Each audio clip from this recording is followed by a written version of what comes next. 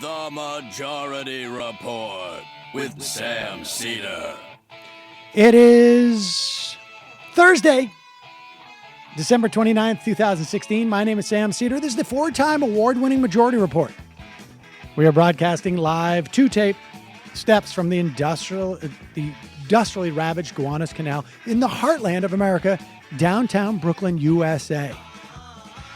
Yes, it's our vacation shows, folks. Now, some of you have emailed in to say, why is Sam's, I've noticed like his energy much more frenetic. It's incredible. In these openings of these vacation shows. What is it? Well, I'm actually standing up to do these. Yes. It creates a very different energy. Very different energy. Gravity is working with me instead of against me. To get my words out. Don't get carried away. On today's program, we continue to look back at 2016. And, you know, we had a sort of another set of parameters, which was something that's going to be relevant to where we're going or to where we've been in 2016. And the obviously the seminal event of this year was the tragedy that took place on Election Day when Donald Trump won the Electoral College. He is our president electoral. He will always be our president electoral. Get used to it.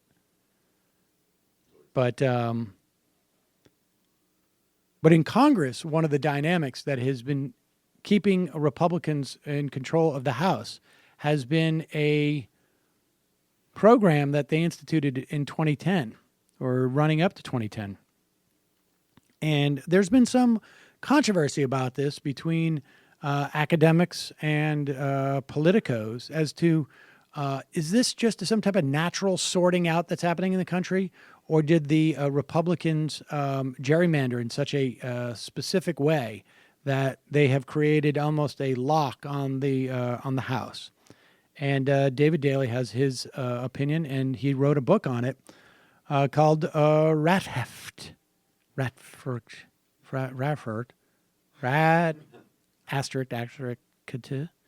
The true story behind the secret plan to steal America's democracy. That's the thing. Like, I don't know. Is it rat-fucked or is it rat-astertic? I believe you asked him and he said rat-fucked. Okay. Good for him. I mean, when I did FUBAR, it was like FUBAR. And the people were like, we can't say FUBAR. I'm like, will you, what? Okay. All right, but that's not the point. It's a great talk, give you a better understanding of what we're up against in 2018 and 2020 and why it's so important that people get engaged and we figure out a way of winning these elections. Frankly, Democrats figure out a way of nationalizing the vote. But and then for members, a deep archive show. And we haven't even paid her royalties for this. Janine Garofalo, back on the old Majority Report, interviewed Helen Thomas. Wow.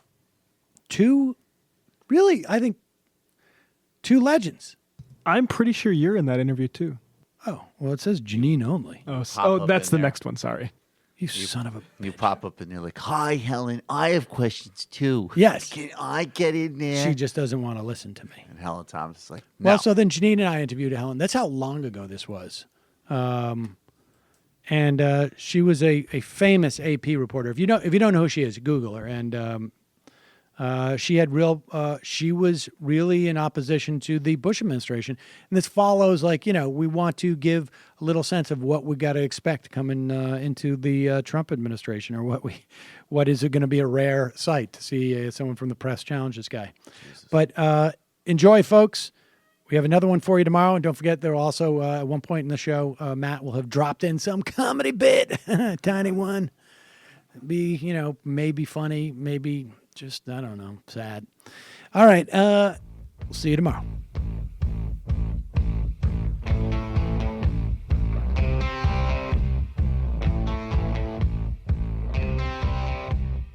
We are back. Sam Cedar on the Majority Report. On the phone, it is a pleasure to welcome to the program David Daley. He is the former editor-in-chief at Salon and the author of Ratfucked, the true story behind the secret plan to steal America's democracy.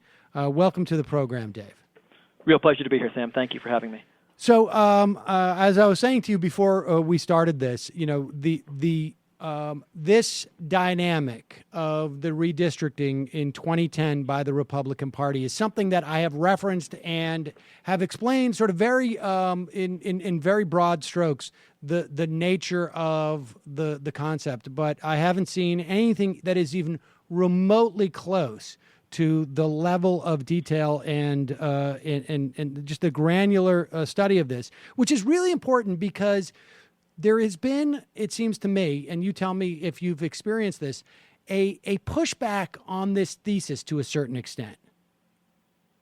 Yes, I think that the media and the smarty pants set within sort of the political blogosphere world, the political scientists, they don't understand that gerrymandering and redistricting changed forever in 2010. Yes, it goes back to the beginning of the dawn of the Republic and Patrick Henry and Elbridge Gerry in 1788 and 1790.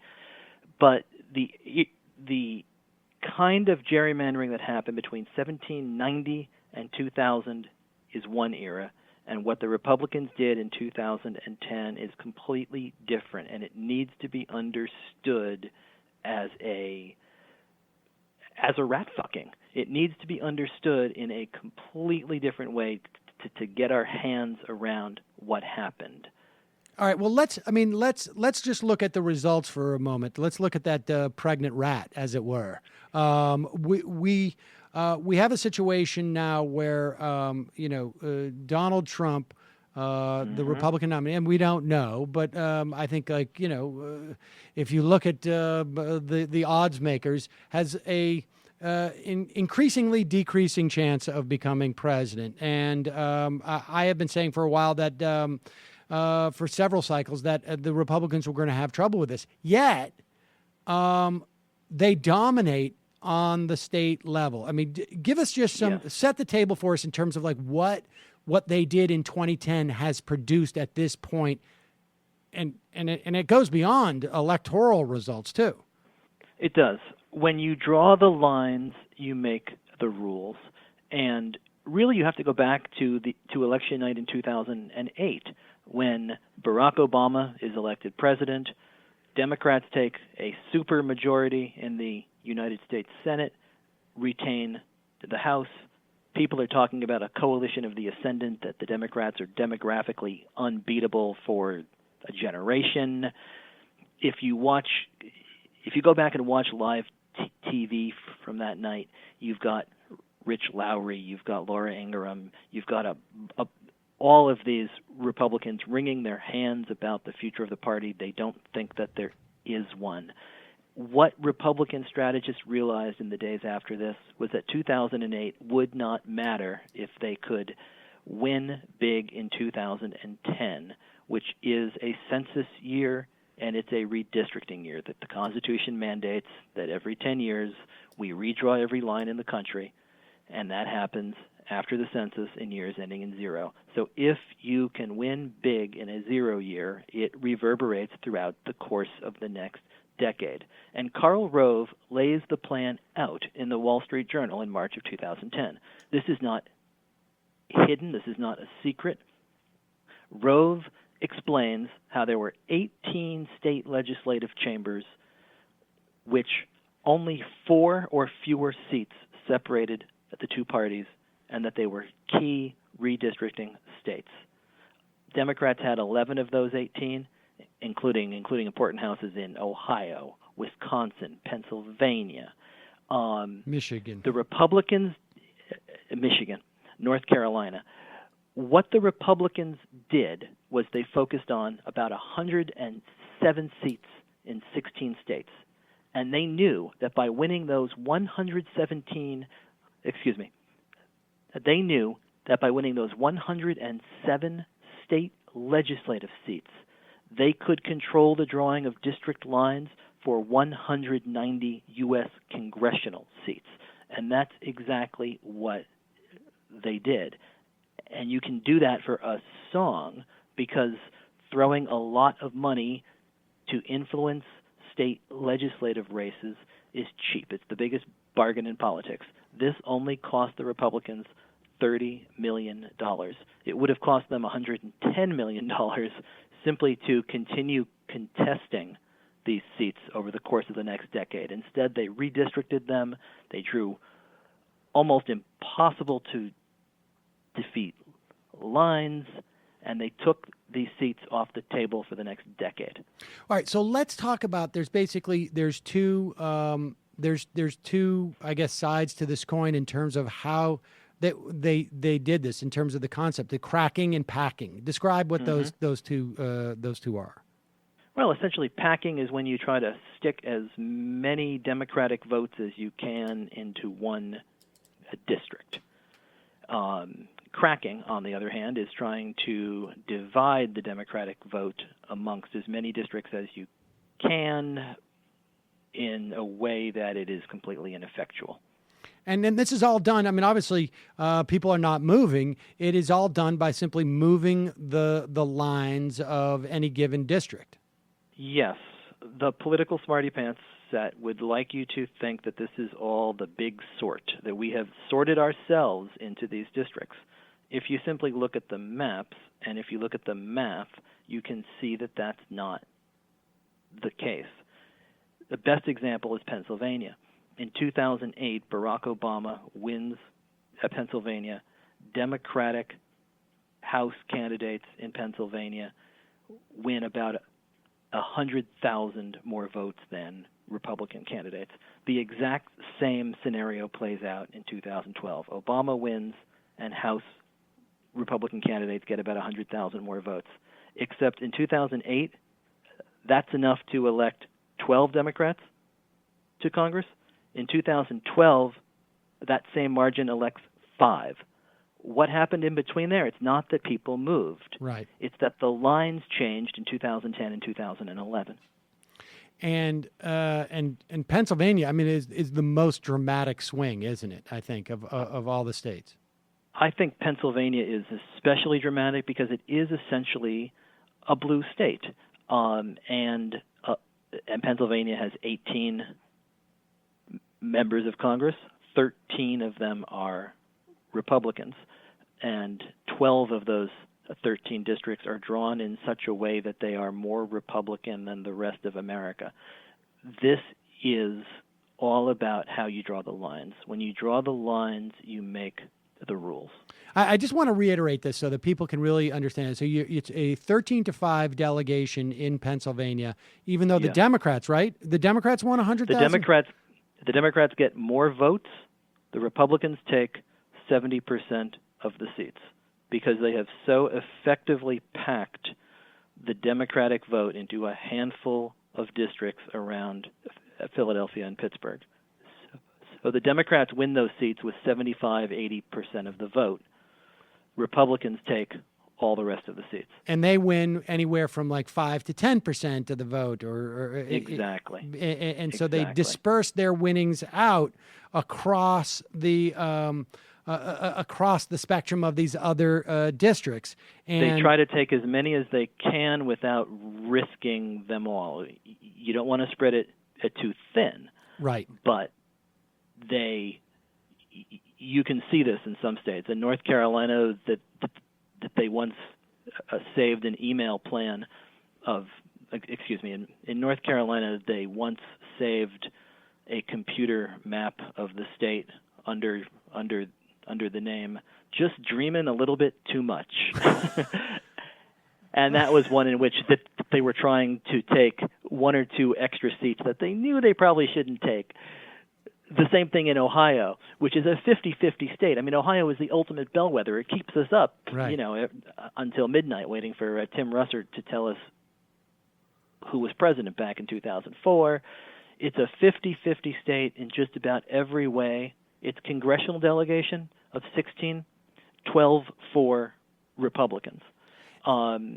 These lines are drawn in such a way as to turn split votes into strong, unbeatable Republican majorities. All right. So tell us about the plan was called Redmap, right? Yes. Redistricting majority project. Who was Yes. behind this? Like, how did this?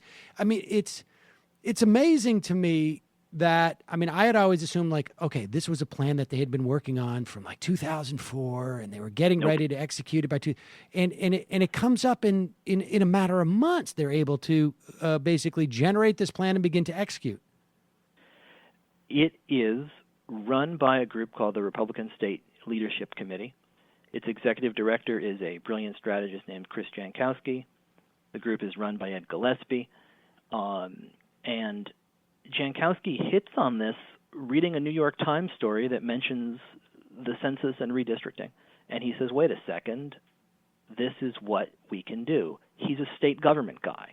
So he understands that most of these lines, 42 of 50 states, state legislatures are in the catbird seat when it comes to drawing lines. So he starts taking a look at the process. And he goes state by state, especially in states that were likely to gain or lose a member of Congress after the census as you reapportion. And he looked at the rules in each of these states. In some states, you have to have the governor in both houses. In some states, it's just the legislature. In some states, you have a committee of people responsible for redistricting, but they're appointed largely by the governor or the legislature. And what they tried to do was take complete control of the redistricting process in as many states as they could in such a way that the Democrats did not even have a seat at the table. So if in Pennsylvania the governor and the state Senate and House are in charge of redistricting, they wanted to control all three of those seats. Same thing in Ohio, where there's an apportionment committee. They wanted every member of that committee that they could get their hands on. And that's what the key was of Redmap, was identifying enough state house districts where they could go in, knock out Democratic incumbents, and flip control of state legislative chambers. I mean, after 2010, this is so effective that the Democrats control 2/3 of all state legislative chambers in the country. The Republicans and the other key to, yes, excuse me. And the key to this is that they're able to mount this takeover in blue and purple states. So the biggest Republican gains come in Ohio, Pennsylvania, Michigan, Wisconsin, North Carolina, Florida, battleground states, all of which are dominated in the congressional level and often now in the state houses where these gerrymanders are just as important. Did they choose those states? I mean, let's say there's a matrix, right, in terms of how they choose those states. Did they choose them? I mean, it makes sense to me, obviously, that you would do this in a purple state, right? Because if it's 50-50, it's much easier than if it was like 70-30 to rejigger this stuff. And if it's 70-30 in favor of Republicans, there's not as many fish in that pond, as it were, because you probably already dominate it. So that's one factor. And then I guess they also sort of cross-reference that with the ease in which you control the redistricting process. And then were there other sort of major factors there? Was the fact that they were swing states necessarily? I mean, that to me that's more coincidental, right? Because of course your purple states are going to be your swing states, and your purple states are where you have both the best opportunity to sort of to use this process, and there's the most opportunity. Yes, I think you had the most opportunity in those states. A lot of those states as well are sort of industrial Midwestern states that often are losing population. I mean, Pennsylvania lost a member after 2010. That delegation went from 19 to 18, so it meant that the entire state was going to be scrapped, and the entire state had to be redrawn. North Carolina was going to gain So you knew that the entire state was going to be remapped. And so that matters. Yes. Okay. That obviously it means that a wholesale change is almost sort of like required, anyways, right? I mean, because we're trying to make 18 out of 19, and so exactly. And so now you walked several of the districts in some of these states, right? I mean, you went in Michigan. You went to, I think it's the 14th in Michigan. Yeah. Tell me what it looks like on the ground when you're looking at a district that has been so stitched together, I guess. It is, in a way, you almost can't understand it until you drive these streets. I mean, on the maps, these districts look bizarre. They look like Rorschach tests, and people have a good time, making fun of how crazy they look. But the technology is so good right now that when you get out there and when you draw these districts in such a way that they have those crazy turns, when you see them in person, every single one of those turns is there for a reason. It's not arbitrary. It's not funny. It's very serious. They are there to grab a few houses here and grab a few houses there, and they know with great specificity these days, because of all of the technology and because of all of the databases that are hooked up to these mapping systems, who is in those houses and how they're likely to vote. So none of this is coincidental. I went out to Michigan and I drove every mile of the 14th, which starts in some of the poorest neighborhoods in Detroit. And the entire goal of the 14th is to link the poorest neighborhoods in Detroit with the African-American city of Pontiac. The goal is to pack as many Democrats as possible into this one district that Brenda Lawrence now carries with between 75 and 80% of the vote.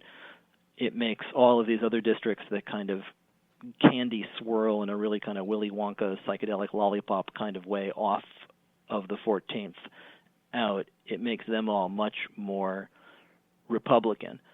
And as a result, Michigan is one of those states where in 2012, the first elections run on these maps, 240,000 more votes for Democratic House candidates than Republicans, and yet Michigan's delegation is 9-5 Republican.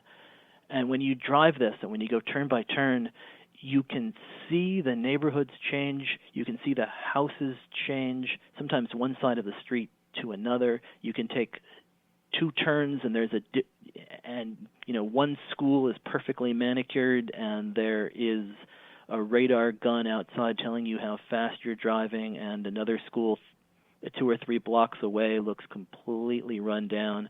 These lines often etch the very difference between hope and despair on these streets, and they pack as much of the despair as they can into one district while trying to take as many Republican voters as possible, not waste them, and slide them into these other districts. And so how, so I guess to a certain extent, like this couldn't have happened really in 2000, in the year 2000, just simply because the technology wasn't good enough. This is very much like sort of a first to entry type of story, right? Like where. Yes. And that's why the political scientists and the media doesn't fundamentally get it. We want to think that this is politics as usual, that both sides do it, that it's gone on forever. It's different now. It's different.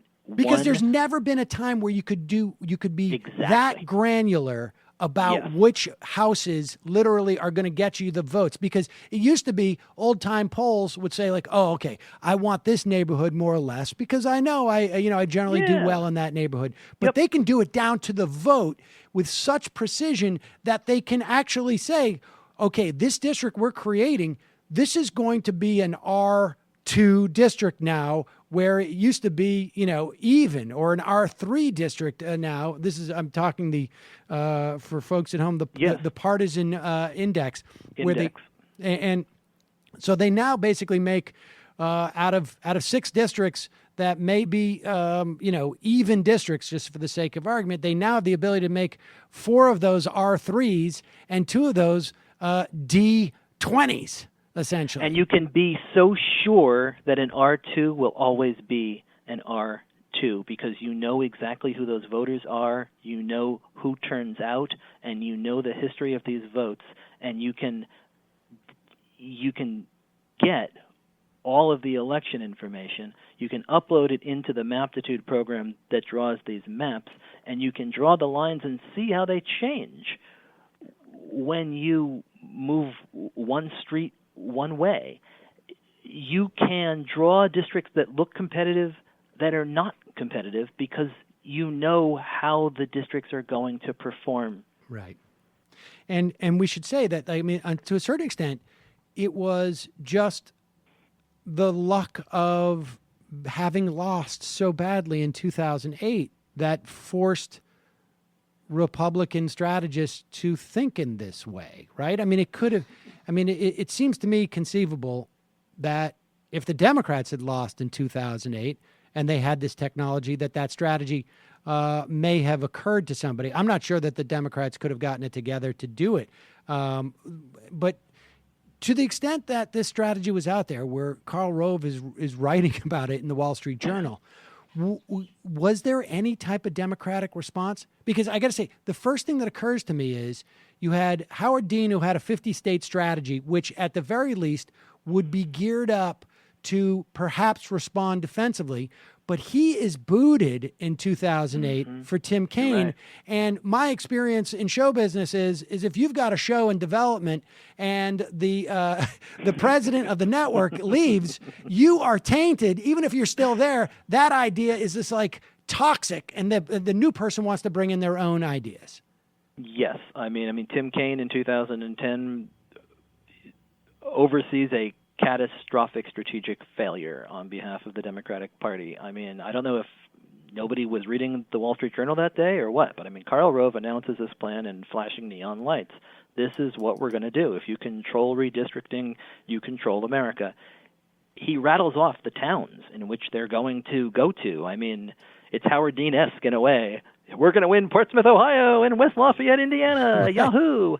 And that's what they go off and do. Chris Jankowski, when I talked to him, I said, you must have been waiting for the Democrats to do something. And he's like, I'm out in Michigan and Wisconsin and Ohio in September and October, and I keep figuring that at some point the Democratic money is going to come in these races. And he's like, it never, ever did. The Democrats didn't see this kind of paradigm shift. They lacked the imagination to come up with it on their own, and then they couldn't play defense when Karl Rove announced what they were going to do in the Wall Street Journal. Well, to be fair, they didn't have the same sort of urgency and necessity, I think, for the idea. But the real question is once it becomes clear, I mean, it seems like they were asleep at the wheel. Yes. I mean, yes. Did you talk to any anybody who was involved, and what did they say? Like, oh, we missed it. Yeah, they said we whistled past the graveyard. And they didn't have to come up with the idea, but once it was announced that this was what the Republicans were doing, they had to understand that this was going to have an effect for the next decade. Well, that's what I'm asking. Was the response like, we knew it was happening, we just didn't think it was relevant, or we had no idea what it was happening, or we didn't understand I couldn't, I tried to convince people in the office and they wouldn't listen to me. No. You talk to Democrats and they say, our house was on fire because we had all the Obamacare stuff, all the town halls, the Tea Party, death panels.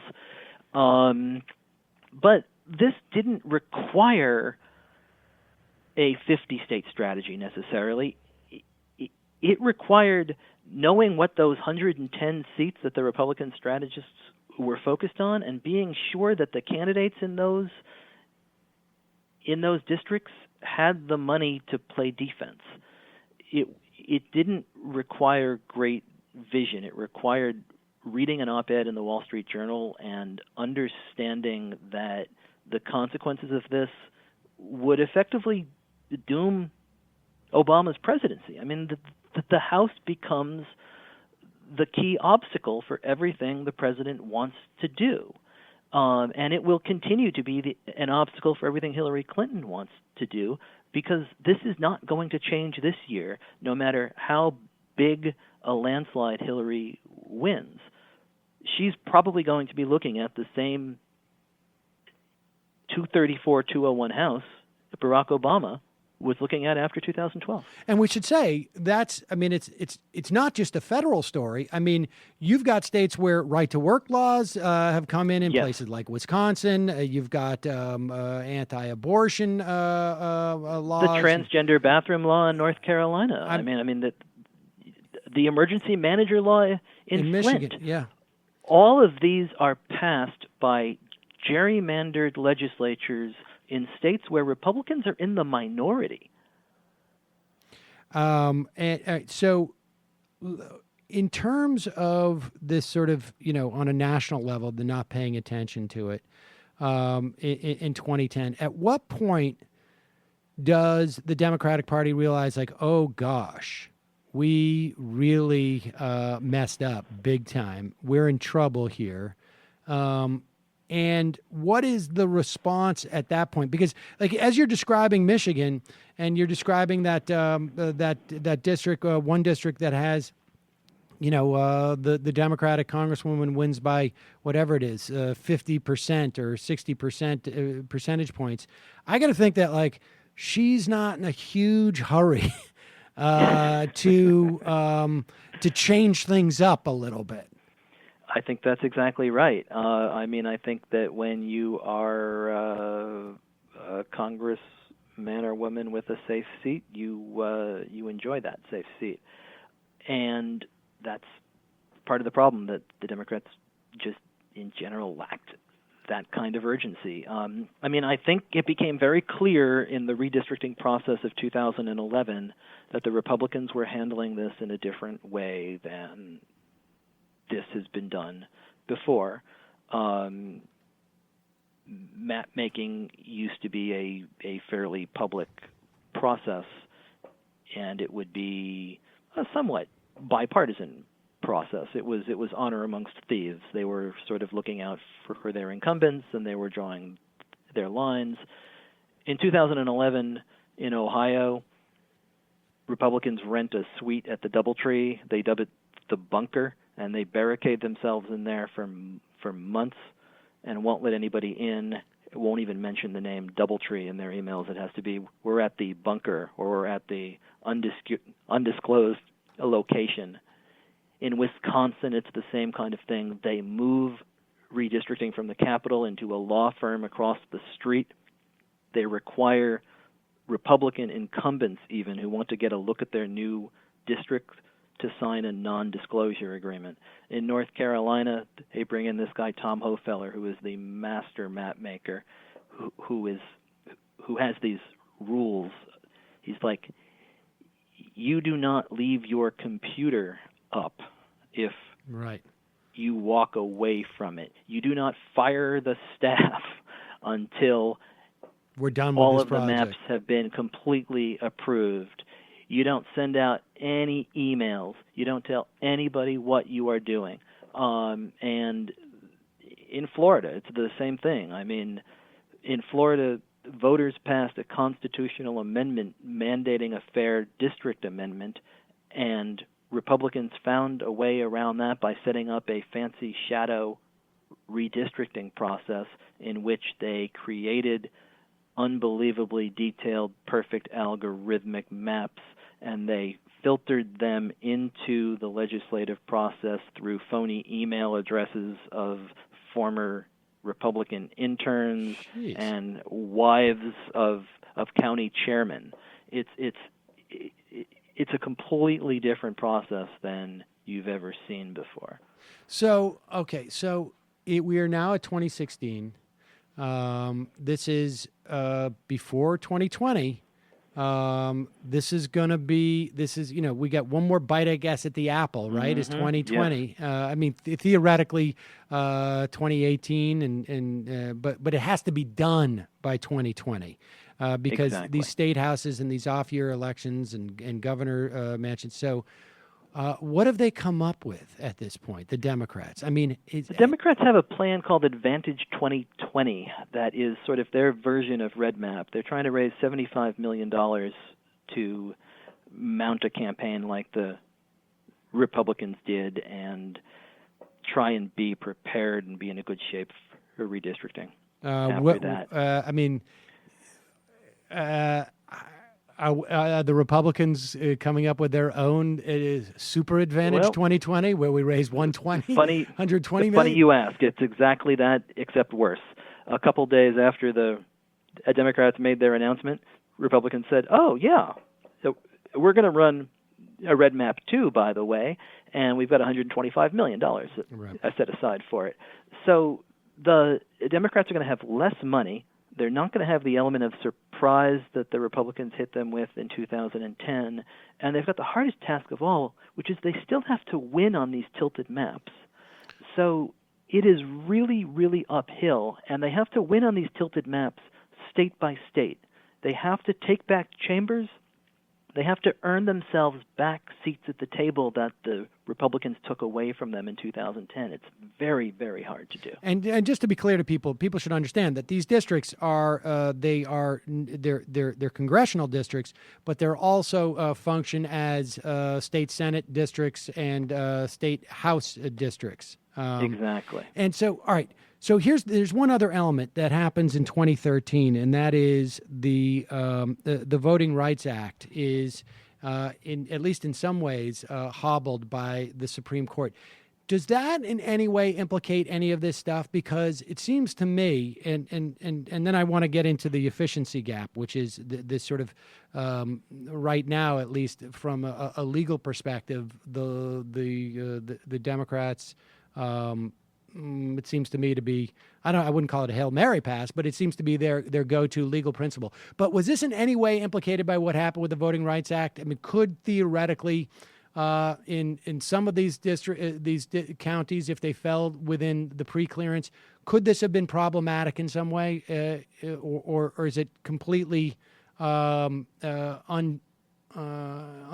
from the Voting Rights Act?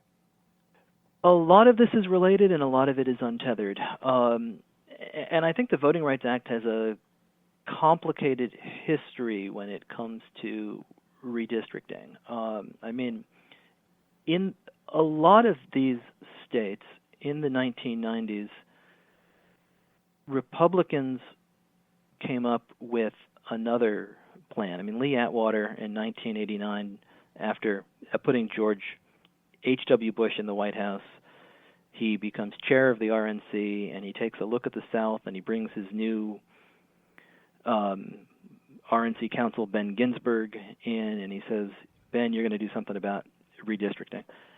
And what Ginsberg comes up with is an unholy alliance with African-American Democrats in the South and Republicans to use the Voting Rights Act in states like North Carolina and others to pack as many Democrats as possible into majority-minority seats and bleach all of the surrounding districts white for Republicans. So the first turn, in some ways, of the Republican strategy to turn the House bright red comes from a clever manipulation of the Voting Rights Act. It does, in fact, increase African American representation, but it does in the House. But it also has the consequence of giving the Republicans a majority of seats in states like Georgia, Tennessee, and North Carolina, states where there had been more Democrats than Republicans in the past. And we should say part of that flips after 1994. And part of that also, though, is still, I think, in some ways, it seems to me, the sort of the lagging, or is this the argument that part of that, my understanding has always been, is that sort of the remnants of the realignment that really even began in 1965, where I think that's right too. there Yeah. were in southern states, people were they gave up on. They became Republicans in terms of more localized in state politics much later, just out of sort of sheer tradition, where the Dixiecrats there began to sort of align even on a state level with what was going on the national parties.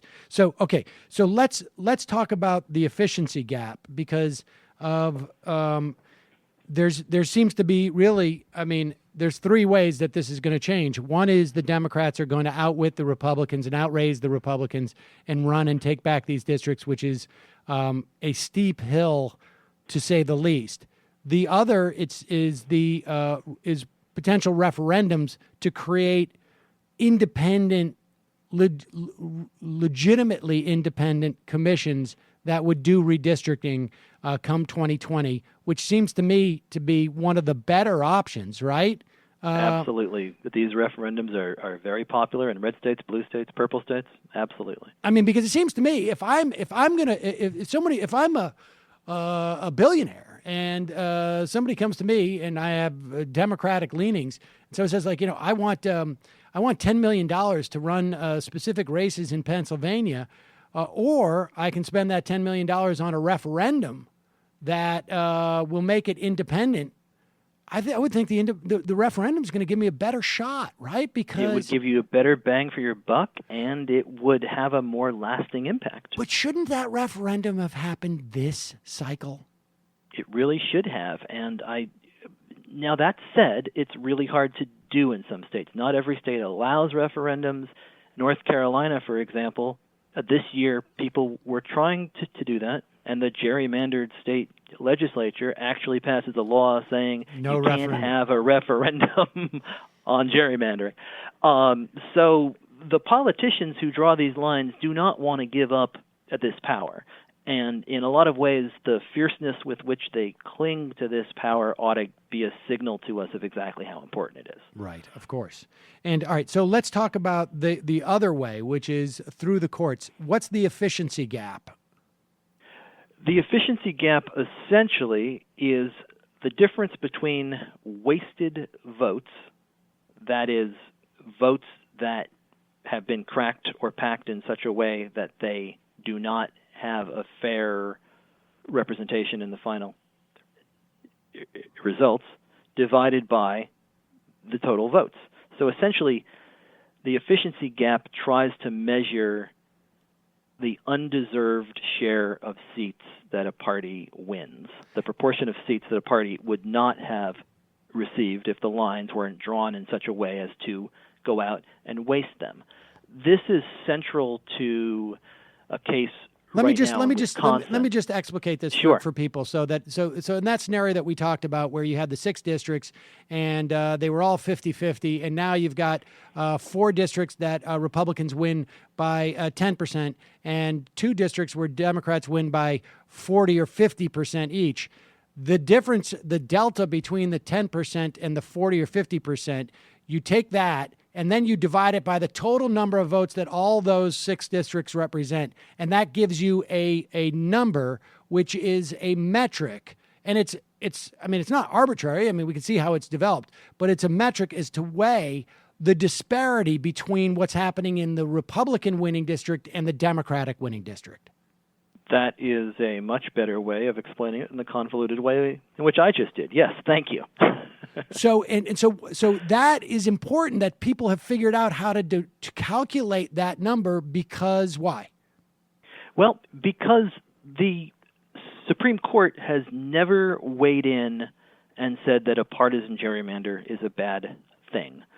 The last time a case reached the Supreme Court, it's the Veith case out of Pennsylvania in the 2000s, in which a bunch of Democrats in Pennsylvania were frustrated by the way district lines were drawn and sued and said that their votes didn't count because of partisan gerrymandering.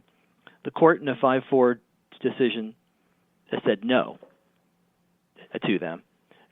And Justice Kennedy, though, while siding with the 5 who threw the case out, said that he was open to a standard on partisan gerrymandering if someone could show him one that actually worked. I guess it's funny that the Supreme Court over the years has said that they can't define pornography, but they know it when they see it. When they see it. The partisan gerrymandering, on the other hand, they don't know it. You need a quotient when they see it. We need a. You have to have a metric. mathematical formula for that.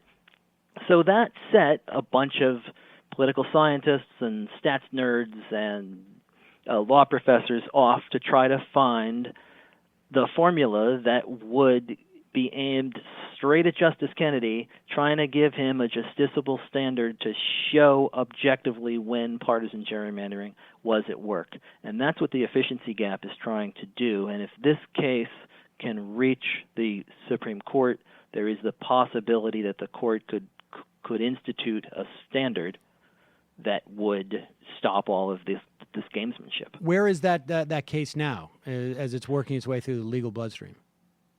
It has just come through the Wisconsin Court of Appeals circuit, so it is headed towards the court. And that's a big case, and that really, and obviously, it's the biggest gerrymandering case potentially in decades. Yes, and it's puts a fine point on the point of who gets to appoint that fifth Supreme Court justice.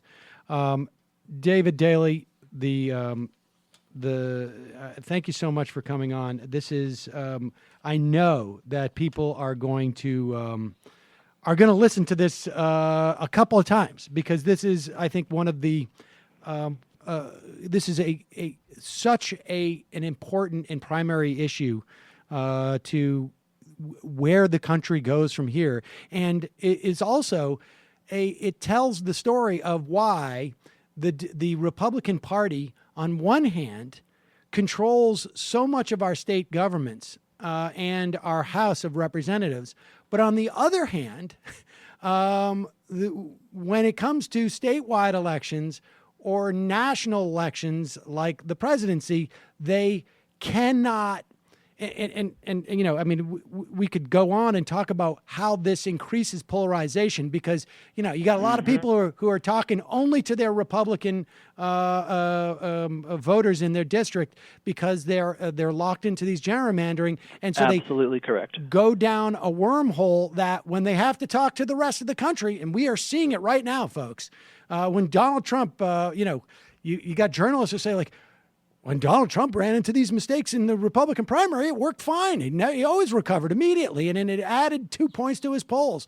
Well, now he's running, frankly, in an election with normal people, not just Republican voters, and it's caused this sort of dissonance, and this is why. So, David Daley, the book is Rat Fucked: The True Story Behind the Secret Plan to Steal America's Democracy. We will link to it at majority.fm. Thanks so much for your time today. Really appreciate it. Absolute pleasure. Thank you so much for the conversation.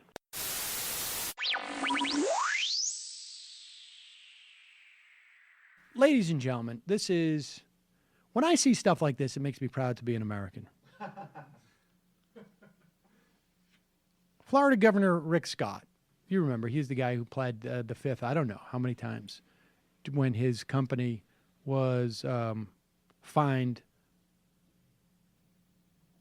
I think, hundreds of millions of dollars because of Medicaid fraud that he had no idea about. And he has been a very destructive governor of Florida. And apparently, Rick Scott stopped by a Starbucks in Gainesville, Florida, and ran into a local woman named Cara Jennings, who was sitting at a table in Starbucks, working on her laptop, I believe. She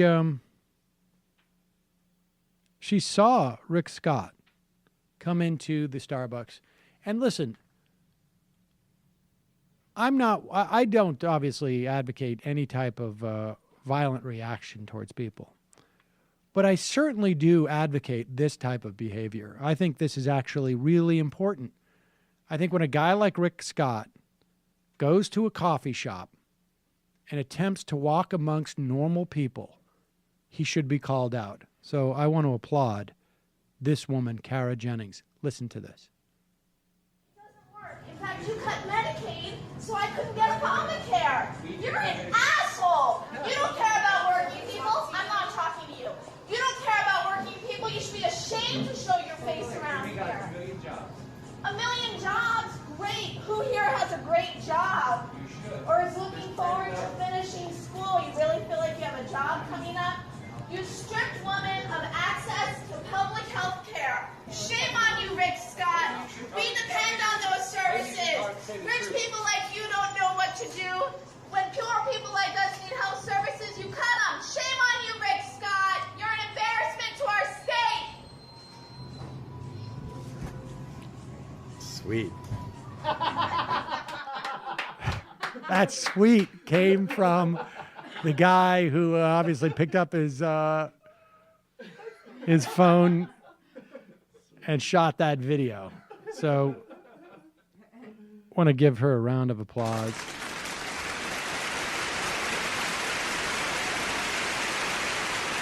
That was incredible. I think that's an incredibly appropriate reaction to when Rick Scott walks into any establishment that you're in. Yeah, any listeners, if you want to do this when you see a bad GOP person or any bad politician, you can send it in to us and we'll play it on the show. Oh, yeah, absolutely. We're putting, yeah. That would be fantastic. And welcome back. You're listening to the Majority Report with Janine Garofalo and Sam Cedar. Tonight's guest is a syndicated columnist for the Hearst newspapers. She's a legendary journalist who has covered Washington and the White House for more than 57 years through 9 administrations. Helen Thomas, thank you very much for joining us. Thank you. It's a pleasure, and we are very excited to have you. Thank you. And let me just say that you are a hero to millions.